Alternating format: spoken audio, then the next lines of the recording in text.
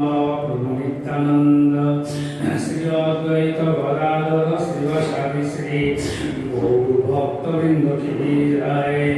जय श्री राधा कृष्ण गोपी वृंदावन राधा कुंड श्याम कुंडात्म ब्रजमंडल धाम की जय। गिरिराज गोवर्धन की जय। ग्रंथराज श्रीमद् भागवत महापुराण की जय। महामुनि वेदव्यास की जय। राधा दामोदर की जय। दामोदर व्रत पूज्य व्रत नियम सभा कार्तिक व्रत की जय। व्रत पालनकारी भक्त मंडली की जय। परम पूजनीय स्वामी श्रीमद् भक्तिवल्लभ तीर्थ गोस्वामी महाराज की जय। पूजनीय स्वामी श्रीमद् भक्ति भूषण भागवत महाराज की जय। पूजनीय स्वामी श्रीमद् भक्ति सौरभ आचार्य महाराज की जय। परम पूजनीय स्वामी श्रीमद् भक्ति सौरभ गोविंद महाराज की जय। पूजनीय पादगण की जय। पूजनीय वैष्णववृंद की जय। भुवन मंगल श्री हरिनाम प्रभु की जय। गौरानंद हरि बोल।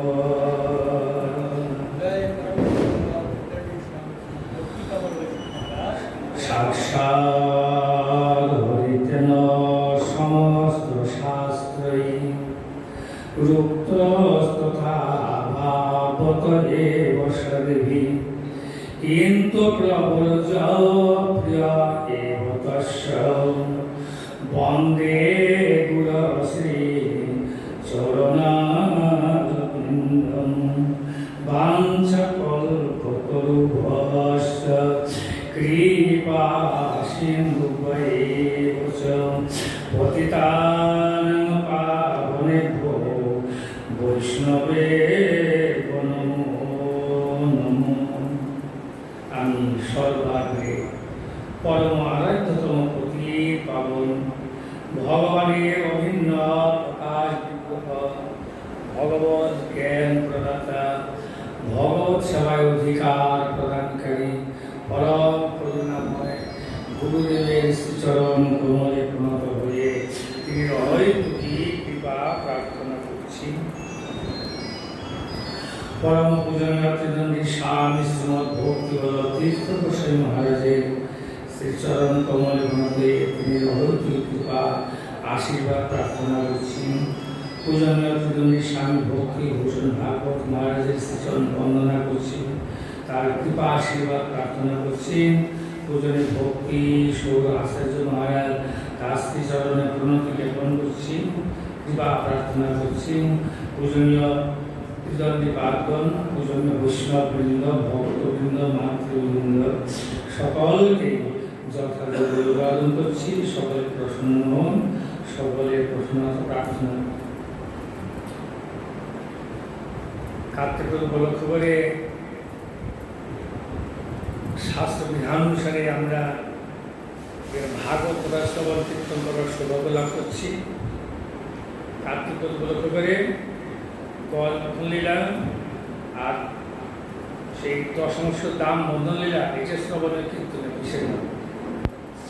এখন সেই গলমুখন লীলা থেকে আমরা শ্রবণ কীর্তন করবার সৌভাগ্য লাভ করছি। তত্রই কদা করগিরি কারণাশ্রয় করেনু ভীর বারণ দ্রুত পশ্বরণ সকণ্টকং কৃষক বেণু ব্যক্রবদ বিশাল গুল্মং প্ররুজন বনস্পতি যদ গন্ধ মাত্রা তয় গজেন্দ্র ব্যাঘ্রাদয় বালমৃগা খর্গা মোহরগাস্তি ভয়াদ্রবন্তি সগৌর কৃষ্ণ সরভাস্য মজ্জ একদা তত্র তৎ গিরিকানন আশ্রয়। গিরিকানন নিবাসী, পর্বত নিবাসী, পর্বতে বাস করে, গিরি পর্বতে বাস করে, গিরিকানন নিবাসী। কোন গজ দ্রুতপতি, গজ হাতি, গজ দ্রুতপতি মানে গজ হাতে রাজা, মূলপতি, এরকম সেই এলাকার পশুদের মধ্যে সেই দ্রুতপতি। অনেক হস্তির মধ্যে সে প্রধান। তাদের সংসার যে হস্তি, তাদের ওইরকম সব একটা এলাকা হয়ে গেছে। জীব তো হাতি, ঘোড়া, মহিষ, কুকুর আর বিল্লি সকলে একটা এলাকা থাকে। আমাদের এলাকা রয়েছে একটা ঘরের এলাকা, বাউন্ডারি ওয়াল। হ্যাঁ, আর মুখ্যমন্ত্রী ত্রিপুরা ওয়াল, ত্রিপুরা এলাকা সবটা মুখ্যমন্ত্রী।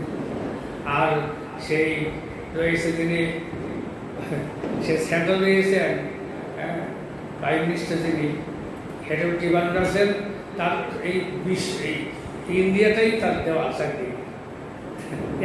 এলাকার সব চিন্তা করে, পরে বসে এলাকার চিন্তা করে। সেই গজ দ্রুতপতি এবং হস্তিনিগণ সমভিলাবা বিচরণ করিতে করিতে কণ্টক সমেত কিশোর বেণু ব্যক্ত বিশিষ্ট বৃহৎ কুলম বৃক্ষ সকল ভগ্ন করিতে করিতে দ্রুত সরোবর নিকটে গমন করিল। সে হাতি দ্রুতগতি, সে গমন করে কিশোর পূর্বে কি শ্রবণ করেছি, ত্রিভুজ পর্বত আমরা বর্ণন শ্রবণ করেছি। সুখদেব গোস্বামী বাদ ত্রিভুজ পর্বত বর্ণন করেছেন। তবে সেখানে তোমার উদ্যান, বরুণ উদ্যান, সরোবর এবং বৃক্ষলতা, গুল্ম, পশু পক্ষী আমরা পূর্বে শ্রবণ করেছি। সেখানে বসবাস করে, অবস্থান করে, সেই অবস্থান করে এই গজপতি আদিবাসী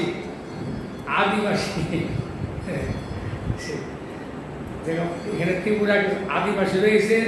আর এখন বিভিন্ন স্থান থেকে এসে সমস্ত ত্রিপুরা বিরাট শহর হয়ে গেছে। আগে কোথায় শহর ছিল? শহর ছিল জঙ্গল, ছিল ত্রিপুরা জঙ্গল ছিল। কিছু হাতি থাকতে চাইতে, রাজবাড়ি সাইড থেকে জঙ্গল, খালি সেন্ট্রাল ছিল, রাজা বানিয়েছিলেন আর 2 বছর ঘর করেছে, এইটুকু, আর কিছু ছিল। সেন্ট্রাল তো কয়েকটা ঘর ছিল।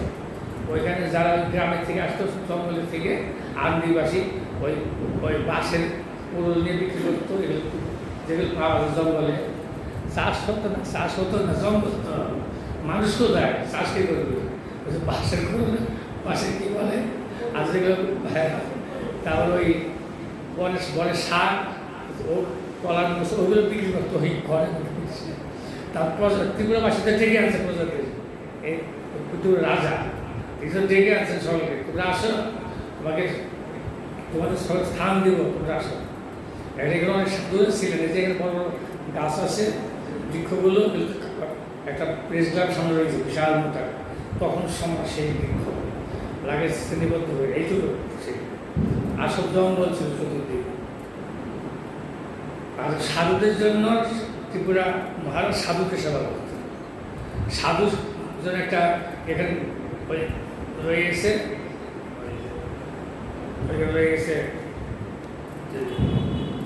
একটা হল রয়েছে না এখানে, হ্যাঁ টাউন হল। টাউন হলটা ছিল একটা ওই বিরাট সাদা লাল ছিল বিল্ডিং, টাউন ওইটা লাল বিল্ডিং, ওইটা তো সাধুদের বাস করতেন। আর একদিকে সাধুদের প্রায় সাধুদের নিয়ে আসতেন, সাধুদের সব খরচ বন্ধ করতেন। সে ত্রিপুরার তোমাদের এইখানে সব কিছু আছে, ওই লাল ঘরে তোমরা যাবে, সেখানে সব খাদ্য, সব তোমার যত কিছু, লোটা, কম্বল, ধুতি, কাপড়, জামা সব কিছু দিতেন সাধুদের। ত্রিপুরা মহারাজ এত ধার্মিক ছিলেন। ত্রিপুরার নাম যথেষ্ট আছে, সমস্ত ইন্ডিয়াতে ত্রিপুরার নাম রয়েছে। ত্রিপুরাবাসী, আদিবাসী, এরকম গজরাজ, সে ওইখানে আদি।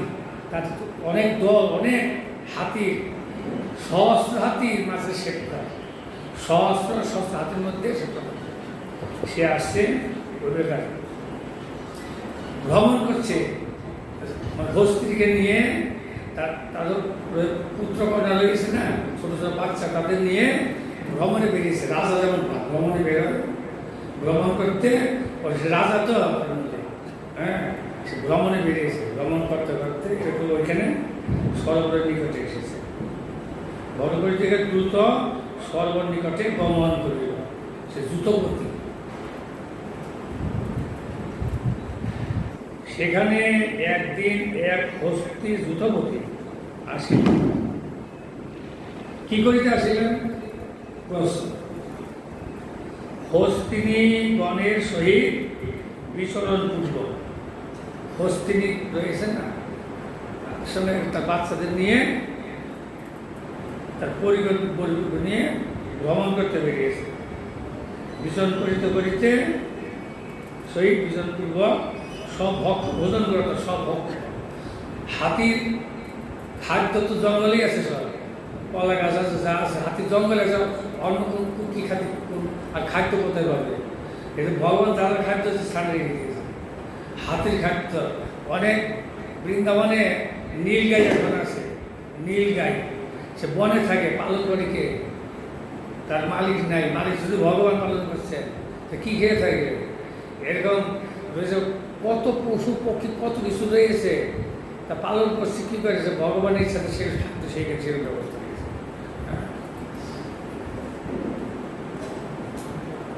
সেখানে এই প্রকার তার ভক্ত যা পাচ্ছে, যে গাভী যেরকম খেতে খেতে চলে না, গাভীগুলো থেকে ভালো ভালো ঘাস খায়, খেতে খেতে চলে, এরকম হস্তিনী যা পাচ্ছে খেয়ে গিয়ে বিচরণপূর্বক সভক্ত, যা যার ভক্ত ভোজনে প্রস্তুত। আহার করতে ভোজন করতে করতে কৃষক বায়ুভোগে শব্দায়মান বংশ বংশ মানে বাস, বাঁশের ধার ভেঙে গেছে। অত্যন্ত বলিয়ান হস্তি, বলশালী, যত সহজ হাতে নিচ্ছে তার বেশি শক্তি, বেশি বল, দ্রুতগতি। বায়ু বেগে দ্রুত বেগে চলছে আর কি হাতি, সেরকম ওজন ভারী তো চলছে। বেণু গুল্ম ব্যক্ত বিশিষ্ট কণ্ঠকাকে কাটা চলছে তার বেলা। হাতের পায়ে কাটা লাগে, কাঁটাগুলো ভেঙে যায়, পায়ের নিচের কোনো ব্যবস্থা আছে, জুতো পায়ে কাঁটা কোথায় কিছু বোঝা যায় না, ওই ভগবান সৃষ্টি করছে। তাহলে পায়ের নিচে যতই কাঁটা, যতই কিছু থাকবে, কাজ ভাঙ্গা লোহা কিছুই লাগে চলে।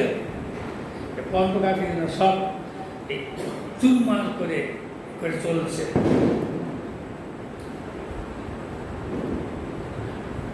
এই কণ্ঠকীর্ণ বিশাল পূর্ণ রাজি বৃক্ষ সমূহে মর্দন করিতে করিতে, মানে উপরে বলতেছে বড় বড় বৃক্ষগুলোকে সুদ দিয়ে ফেলে দিচ্ছে, বৃক্ষ উঠিয়ে দিচ্ছে, টেনে উঠিয়ে দিচ্ছে, কত শক্তি হাতে টেনে বড় বৃক্ষগুলোকে ফেলে দিচ্ছে।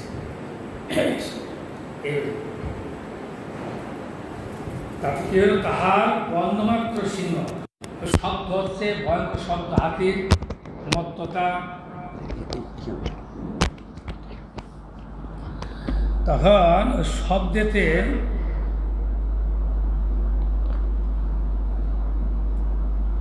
তাহার গন্ধমাত্র, সেই দ্রুতগতি ধরে আসতেছে, সব কিছু চুরমার করে ভেঙ্গে শব্দ করে।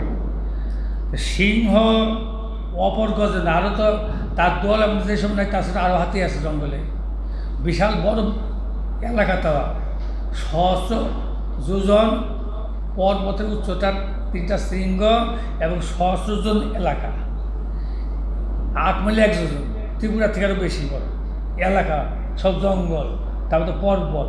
তো শুধু হাতি একখানি আছে, সব হাতিতে তার এলাকার জুতো, যে কথা জুতো তার দলের মধ্যে, তার আওতার মধ্যে কিছু হাতি তারা, কিন্তু তার আওতার মধ্যে নাই, তার ভয় পাচ্ছে, ভয় মানে আতঙ্কিত হয়ে অপর গজেন্দ্র ব্যাঘ্র, যে বাঘ তো হলো ব্যাঘ্র তো সিংহের সমস্ত পশু রাজা, সে ভয় পাচ্ছে। হ্যাঁ, শব্দেতে প্রভৃতি হিংস্র জন্তুসমূহ যত হিংসা করে পশু জন্তু, গণ্ডার, মহাসর্প আর গৌর কৃষ্ণবর্ণ সরভকুল এবং চমরি মৃগসমূহ ভয় বশত পলায়ন করিতে লাগিল। ওই সেই দ্রুতগতি হাতি আসতেছে, সর্বরে আসতেছে, সব চুম্মার করে ভেঙে বাঁশের ঝাড়টার ভেঙে সে সমস্ত বৃক্ষগুলোকে উপরে ফেলে দিয়ে এগুলো আসছে। এই ভয়েতে তারা পলায়ন করতে লাগলো, আতঙ্কেতে কী আসতেছে না আমাদের।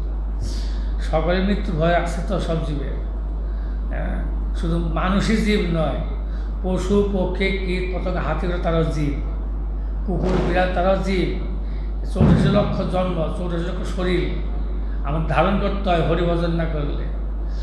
হরিভক্তি যতদিন লাভ না হয় ততদিন 84 লক্ষ জন্ম শরীর ধারণ করতে হয়। কর্ম অনুসারে বিভিন্ন শরীর, আর বিভিন্ন শরীর বিভিন্ন কষ্ট, বহু কষ্ট, বহু ক্লিষ্টতা হয়। এই যে মনুষ্য শরীরটা অত্যন্ত সুখময়, ভজন করা যায়। আর ভজন না করলে, ঠাকুরের নাম করলে, হরিনাম না করলে, ভগবত চিন্তা না করলে অত্যন্ত দুঃখময় শরীর, অত্যন্ত দুঃখ। এই জগৎ থেকে সুখীকে দুঃখী, সুখীকে সুখ হল ভগবানের পাপ বিশ্বাসী, অগাধ বিশ্বাসী। কৃষ্ণ মনে রাখে পারলে জানো সর্বকাল আত্মনিবেদন করি ঘুষাও জঞ্জাল। যারা একটু ভগবানের বিশ্বাসী সমর্পিত আত্মা, সারেন্ডার। হে প্রভু, আমি হে তোমার, তুমি তো আমার, কি কাজ অপরাধনে। হে প্রভু, হে গোবিন্দ, হে গৌরী, তুমি তো আমার তো কেউই নেই জগতে। যারা আছে তারা কয়েকদিন থাকবে, শরীরটা আছে, পর চলে যাবে। হয়তো আমার আগে যাবে না, আমার পরে যাবে। হয়তো আমি আগে যাবো, কিন্তু আগে জগতে কেউই তো আমার নয়, সকলেই চলে যেতে পারবে। তুমি তো আমার নিত্য প্রভু, তুমি নিত্য, আমি আত্মা, আমিও নিত্য। নিত্য নিত্যানাং চেতন চেতনাং কামান তেষাম শান্তি শাশ্বত নেতরেশাম। তিনি জীবনের শান্তি লাভ করেন, আনন্দ প্রাপ্ত হন, আনন্দভাবে গমন করেন এবং অমৃত আস্বাদন করেন। আমাদের যে প্রাপ্তি রয়েছে, পরম উদ্দেশ্য কী আমাদের? আমরা শ্রবণ করলাম, শ্যামসুন্দর বললেন না, পরম উদ্দেশ্য কী আমাদের? উদ্দেশ্য ভুলে মায়াতে আমরা পড়ে আছি। পরম উদ্দেশ্য অমৃত পান করবার জন্য দেবতাগণ পশু মিলিত হয়ে, ভাই মিলিত হয়ে অমৃত আস্বাদন, সমুদ্র মন্থন আরম্ভ করলেন। সমুদ্রে উত্থিত অনেক কিছু ধন্বন্তরী আদি অনেক কিছু, পারিজাত পুষ্প। লক্ষ্মী যখন উত্থিত হলেন সমুদ্র থেকে, লক্ষ্মী দেবী সমুদ্র গহ্বরে ছিলেন, উত্থিত হলেন মন্থন, তখন ওই দেবতাগণকে বলে দিয়েছিলেন, তোমরা কোনো দিকে প্রলোভিত হবে না, তবে অমৃত পাবে। আর অসুর তো ভগবান আসেই না, আর কি শুনবে? এই জন্য সাধু শুনল। দেবতাগণ তো ভক্ত, সকাম ভক্ত, তাদের অজিত ভগবান বলে দিয়েছেন, হ্যাঁ, এই জগতে প্রলোভিত হবে না, ফলে অমৃত থেকে সে তো পরম উদ্দেশ্য ভুলে যাবে। তোমার তো উদ্দেশ্য অমৃত আস্বাদন করবে, অমৃত ভুলবে না। কিন্তু লক্ষ্মীতে উঠে গেছে, তারা তো ঠিক আছে, দেবতাগণ গম্ভীর, কিন্তু ওই সেই অসুরগণ তাদের চিত্ত চঞ্চল হয়ে গেছে। এমন পরম সুন্দর লক্ষ্মী দেবী, ধরের অদৃষ্টের লক্ষ্মী দেবী, আমি পাই, আমার জীবন সার্থক হবে। লক্ষ্মী দেবী 2 হাতে মালা নিয়ে, ফুলে মালা নিয়ে উঠেছে, কাকে দিবে?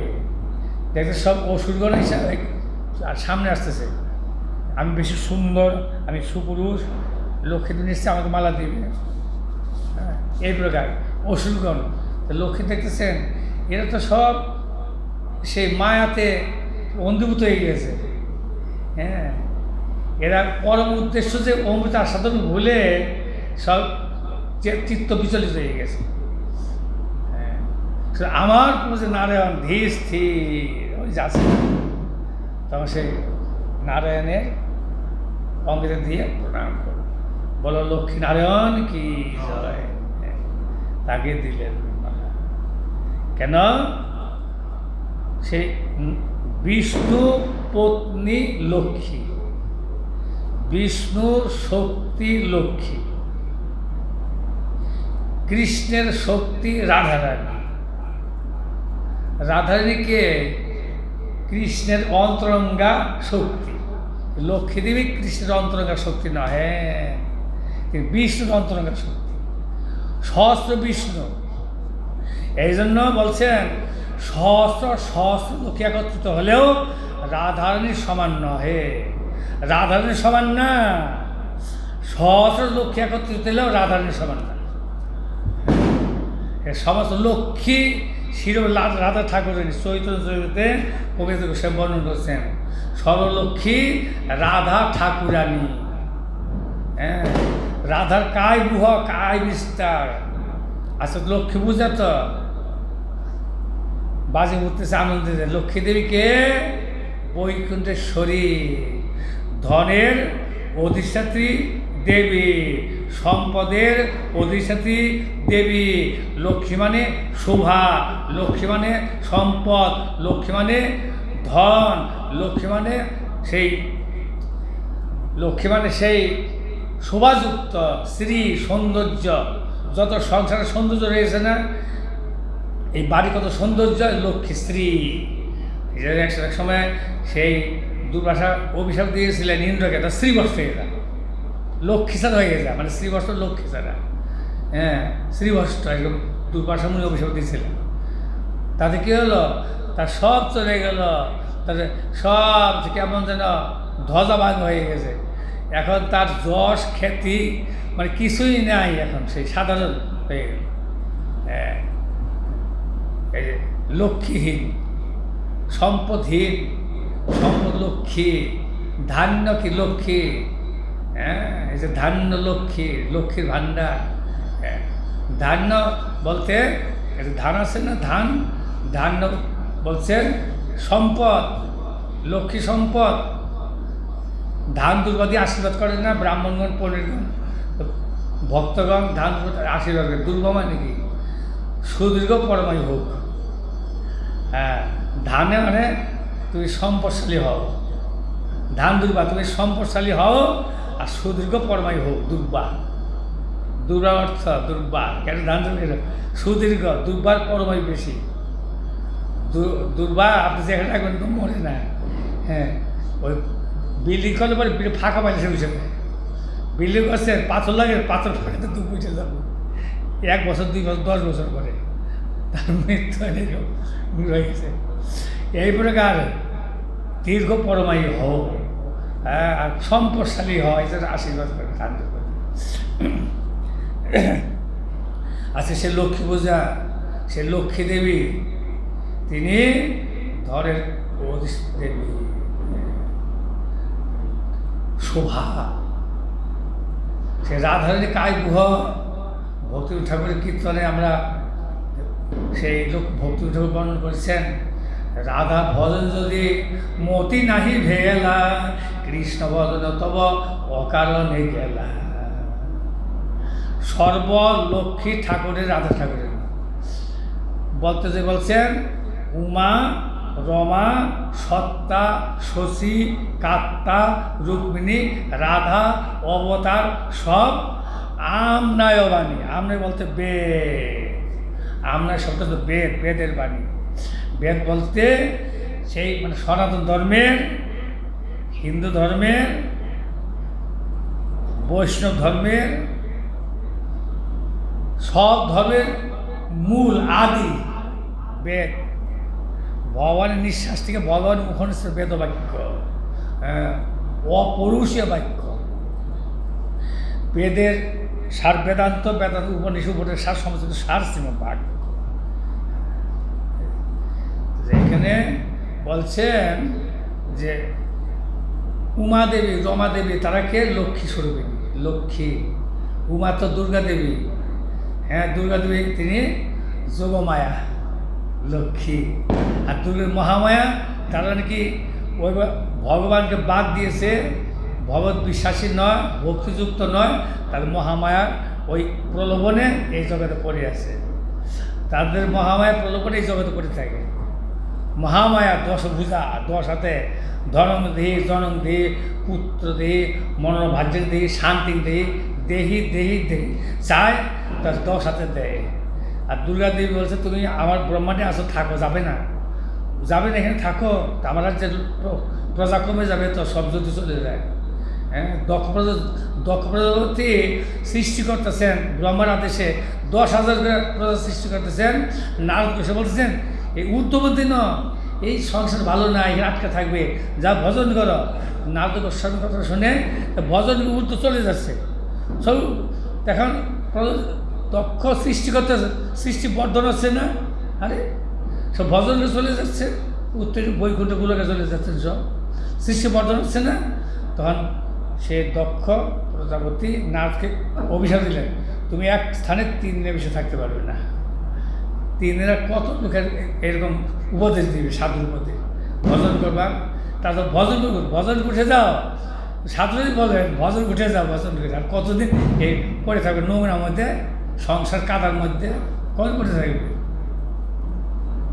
নির্লিপ্ত যা, নির্লিপ্ত। এই প্রকার উমা দেবী লক্ষ্মীর কাজ করেন, যোগমায়ার কাজ করেন, হ্যাঁ, আবার তিনি মহামায়ার কাজ করেন, মহামায়ার কাজ করেন। আমাদের প্রভুপাদের শিষ্য কৃষ্ণ প্রভু, তিনি বলতেন একই ব্যক্তি বিভিন্ন কাজ করতে পারে। কেমন? একটা পাতা রয়েছে, পাওয়া যায়, কবিরাজ বৈদ্যগণ চিনেন, পান পাতার মতন গোল ছোট। ওই যখন শরীরে কোনো ফোড়া হয়, ফোড়াটাকে থুতু দিয়ে, মুখে থুতু দিয়ে লাগা দিয়ে এক দিকে লাগিয়ে দিলে ফোড়াটা আস্তে আস্তে চেপে যায়। আর অন্য দিকে থুতু দিয়ে লাগিয়ে দিলে পরে ফোড়াতে পুজ সব বেটে দেয়। একটা এবার 2 দিকে 2 কাজ দেয়, একটা পাতা কিন্তু যথার্থ কবিরাজি ঔষধ। ছোটো ছোটো পাতা, গোল গোল। উনি তো আসামে ছিলেন, উনি জানেন সব সব। একই পাতা এদিকে দিলে ফোড়াটা ডেবে যায়, আর একদিকে দিলে পুজ রক্ত সব বের করে ফোড়াটা পরিষ্কার করে দেয়। আর এরকম যোগমায়া, মহামায়া, দুর্গা দেবী, যারা এর ভজন পিপাসু, তাদের প্রভুর নিকটে পৌঁছে দেন। যোগমায়া পূর্ণমাসে মোরে কৃপা করে, আবরণ সম্বরিবে কবে বিশ্বধরী। হে বিশ্বধরী, ব্রহ্মাণ্ডধরী, কবে আবরণ থেকে, মায়ার আবরণ, অন্ধকার থেকে আলোকে আমাকে পৌঁছাবে প্রভু। হে দেবী, হে এই প্রকার। তো বলছেন উমা, রমা, রমা মানে লক্ষ্মী দেবী, কমলা, লক্ষ্মী দেবী। লক্ষ্মীর কোথা থেকে এসছেন? রাধারানীর থেকে। যত লক্ষ্মীর মূল কারণ রাধারানী, লক্ষ্মীর কারণ রাধারানী। হ্যাঁ, উমা রমা সত্তা, শচী, হ্যাঁ, সেই ইন্দ্রপত্নী শচী, সত্য শচী, রুক্মিণী, সত্যভাম রূপে, দ্বারকার 16,108 মহিষী, তার লক্ষ্মী। বিষ্ণু শক্তি তো, কৃষ্ণ তো দ্বারকাতে বিষ্ণু মতন লীলা করছে সেখানে। হ্যাঁ, সেখানে বাঁশি বাজায় না, সে বাঁশি বাজাচ্ছে না, সেখানে রাজা ঐশ্বর্য। তারপরে প্রভাস যজ্ঞ করলেন তিনি, রাজ ঐশ্বর্য, হাতি ঘোড়া দোলনা। আর ব্রজবাসী কুরুক্ষেত্রে গিয়ে দর্শন করবার জন্য এইসব ঐশ্বর্য ভালো লাগে না। তুমি চলো বৃন্দাবনে, চলো, রথযাত্রা হয় না, রথযাত্রা, হ্যাঁ, গোপীনাথ বৃন্দাবনে চলো, তুমি তো আমাদের না, আমরা গোপী আসছি তোমাকে দর্শন করতে। চতুর্ভুজ দেখতেছি, এবার দেখতেছি। সেজন্য কৃষ্ণ কয় প্রকার আছে, তার রূপ অনন্ত কোটি প্রকার রূপে, তার মধ্যে চতুর্ভুজ কৃষ্ণ আর দ্বিভুজ কৃষ্ণ। এই দ্বারকাতে হলো চতুর্ভুজ, কুরুক্ষেত্রের চতুর্ভুজ, গীতাযজ্ঞ করে চতুর্ভুজ কৃষ্ণের যজ্ঞ, গীতাযজ্ঞ। আর সে গৌরী বৈষ্ণবগণে বৃন্দাবনের হচ্ছে দ্বিভুজ, মূল শ্রীকৃষ্ণের হলো মূল কৃষ্ণ, আসল কৃষ্ণ। তার থেকে চতুর্ভুজ হয়, দ্বিভুজ হয়, ব্রহ্মা দর্শন করেছিলেন। কত চতুর্ভুজ বিষ্ণু বেরিয়ে যাচ্ছে এক দ্বিভুজ কৃষ্ণের থেকে। মূল সমস্ত বিষ্ণুর উদ্ভব কৃষ্ণের থেকে, ব্রহ্মার উদ্ভব সব কিছু কৃষ্ণের থেকে। যত কিছু, যত ভাই মানে ভূতানি যাই অভিযান ব্রহ্ম, সেই ব্রহ্মস্তু সরসপূর্ণ ভগবান শ্রীকৃষ্ণ পরমেশ্বর, তিনি পূর্ণ ব্রহ্ম সনাতন। এরকম উমাদেবী, রমাদেবী, লক্ষ্মী, এগুলো সব রাধারণের গায়ে থেকে বিস্তার সব। এবং গোপীগণকে বলছেন গোপী, এই যে ব্রজের গোপীগণ লক্ষ্মী স্বরূপা, লক্ষ্মী, হ্যাঁ, লক্ষ্মী দেবী বৈকুণ্ঠ থেকে নেমে আসছে না, এই আত্মীয় নেমে আসেন বৈকুণ্ঠ শরীর। তিনি বৈকুণ্ঠ আজকের তিথিতে, পূর্ণিমা তিথিতে মর্তেতে আগমন করেন। মর্তেতে তিনি আগমন করে সকলকে সম্পদ দিয়ে যান। তোমরা ধন সম্পদ পেয়ে আনন্দের সহিত আমার যে প্রভু নারায়ণের সেবা আমি করছি তার সেবা করো, প্রাণ ভরে মন ভরে নারায়ণের, বিষ্ণুর সেবা করো। এই জন্য সম্পদ দেবার জন্য তিনি আসেন। এই জন্য ঘরে ঘরে লক্ষ্মী পূজা সকলেই করে, সবাই সনাতন মাত্রেই ঘরে লক্ষ্মী পূজা করে।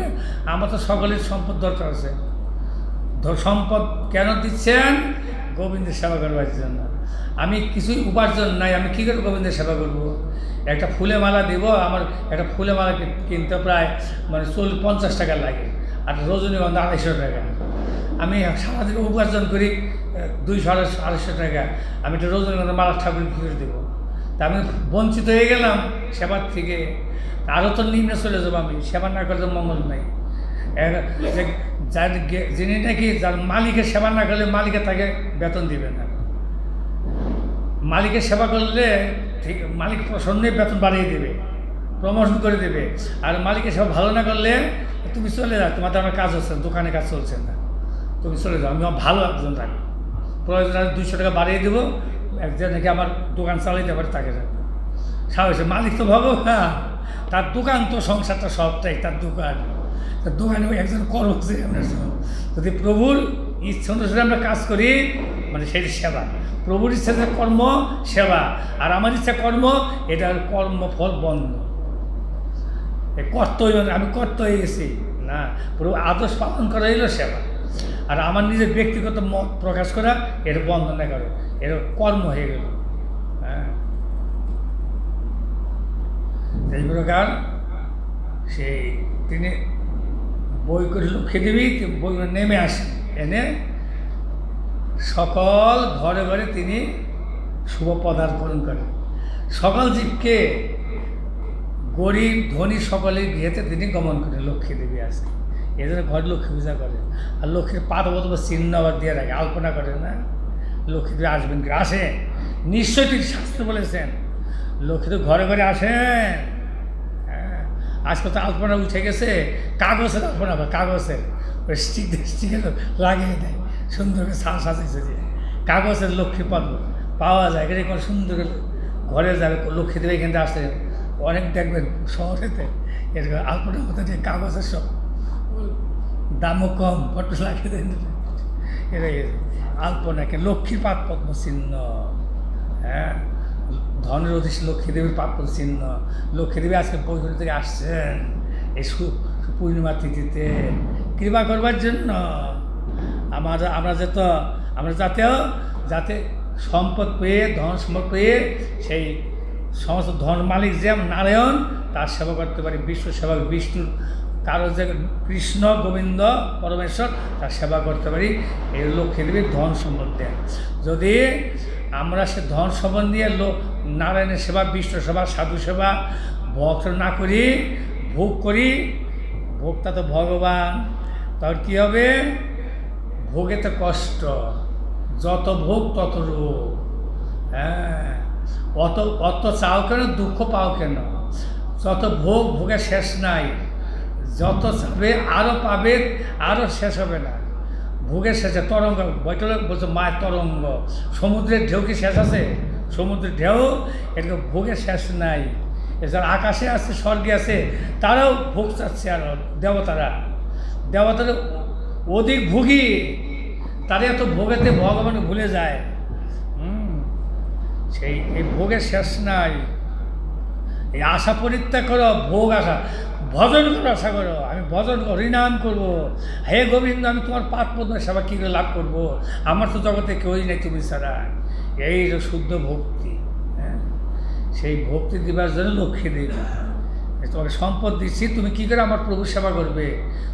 তোমাকে অর্থ দিচ্ছি, ধান্য দিচ্ছি, সম্পদ দিচ্ছি, স্বর্ণ দিচ্ছি, সব কিছু দিচ্ছি, তুমি ভোগ করবে না, মালিককে দিবে।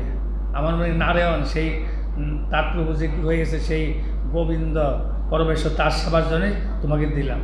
সেটা আমরা ভুলে যে ভোক্তা মালিক সেজে যাই, তখন কী হয়, ধীরে ধীরে লক্ষ্মী দেবী রুষ্ট হয়ে যান, রুষ্ট অপ্রসন্ন হয়ে সেই গৃহে থেকে লক্ষ্মী দেবী বেরিয়ে যান। আমি আসছি এখানে দেওয়ার জন্য, দিয়েছি, সেটা ফকির কিছুই মানে সেবা করে না, সেবাবৃত্তি নাই, ভোগ, হ্যাঁ সেবাবৃত্তি নাই, ভোগবৃত্তি। লক্ষ্মী দেবী অপ্রসন্ন, অপ্রসন্নের কী হয়, তার বাড়িতে তার গৃহেতে লাল বাতি জেগে যায়, বলে লাল বাতি জ্বলে যায়, মানে সেবা নাই, ভগবানের বিশ্বাস নেই, ভগবানের সেবা নাই, গুরু গোবিন্দের সেবা নাই, হ্যাঁ ধর্মকর্ম কিছুই না, গেলে ভোগবৃত্তি। পশু পক্ষী তো ভোগই করে, পশু পক্ষী কীট পতঙ্গ হাতি ঘোড়া তারা ভোগ, তারা কিছু পারে, আর কিছু পারে, সেবা করতে পারে না। মানুষই সেবা করে বস্তু ভগবানের কৃপা লাভ করে। লক্ষ্মীদেবের সম্পদ দেওয়ার জন্য, শুভ করবার জন্য, মঙ্গল করে তিনি আসেন জগতে। আমরা যদি সেইভাবে শ্রদ্ধার সহিত লক্ষ্মীদের শ্রদ্ধা করি, রাধারানীকে শ্রদ্ধা করতে হবে। হ্যাঁ, রাধাকৃষ্ণ পূজার দ্বারা সমস্ত দেবদেব পূজা হয়ে যায়, দুর্গা পূজা, কালী পূজা, সব পূজা হয়ে যায়। আমাদের একসময় বলছিলেন কোনো ব্যক্তি, আমাদের কোনো স্বামীজিকে, মহারাজকে, যে স্বামীজি মহারাজ আপনারা কেমন গৌরী মঠের সেই লোক, গৌরী মঠের লোক, আপনি কী প্রচার করেন? আমরা ঘরে ঘরে লক্ষ্মী পূজা করি, সরস্বতী পূজা করি, কালী পূজা করি, দুর্গা পূজা করি, আপনি কিছুই করেন না, রাধা কৃষ্ণকে থাকেন, দুর্গা পূজা করে না, সকলে দুর্গা পূজা করে, সাধারণ দুর্গা পূজা করে, আপনারা দুর্গা পূজা করেন না। তো বলছে দুর্গা দেবীর মালিক হইল কৃষ্ণ, আমরা মালিকের পূজা করি, মালিকের পূজা করলে সকলে সন্তুষ্ট হয়, অপ্রসন্ন হবে না। আর মালিকের পূজা বাদ দিয়ে দুর্গা পূজা, দুর্গা অসন্তুষ্ট, দুর্গা অসন্তুষ্ট, সব দেবদেবী অসন্তুষ্ট। দেখবেন যেখানে পূজা করতে গেলে কর্মকাণ্ডীয় আগে নারায়ণের পূজা করে, নারায়ণ করতে হবে, নারায়ণ নৈবেদ্য, হ্যাঁ ওই যে দেয় না নৈবেদ্য, নারায়ণের বিষ্ণু পূজার জন্য বিষ্ণু শালগ্রাম নিয়ে যায়, না করলে শুদ্ধ হবে না। বিবাহ আসরে শালগ্রাম নিয়ে যায়, এখন নেই কেনা জানা নেই। আগের দিনে বিবাহ আসরেতে শালগ্রামকে সাক্ষী রেখে এই যে সংসার, সুখের সংসার প্রবিষ্ট হয় কিসের জন্য? সুখ পাওয়ার জন্য, সুখ করতে নারায়ণ। হ্যাঁ, তাকে বাদ দিয়ে সেখানে অন্ধকার মায়ের সংসার, সঙ্গে ভূতের সংসার, ভূত পেত্রী সংসার করে, বাচ্চা পয়দা করে। এর সংসার, কৃষ্ণের সংসার, নারায়ণের সংসার, লক্ষ্মী দেবী সেই পদ্ধতিতে তুমি গোবিন্দকে নিয়ে থাকো, কৃষ্ণ কেন্দ্রিক, ঈশ্বর কেন্দ্রিক, ভর কেন্দ্রিক থাকো, থেকে ভজন করো, প্রভু সেবা করো, তোমার অভাব হবে না, আমি তোমার ঘরে বসে থাকবো। লক্ষ্মী বলছেন তুমি আমার নারায়ণের সব বিষ্ণু সেবা করো, ঠাকুরের সেবা করো, ধর্ম করো, আমি তোমার ভাণ্ডার পরিপূর্ণ থাকবে। এদের ভক্তের ভাণ্ডার কখনো কম হয় না, পরিপূর্ণ। আমাদের সময় হয়ে গেছে, এখন নিয়ম জাম কীর্তন আমরা সপ্তম জাম সাধন।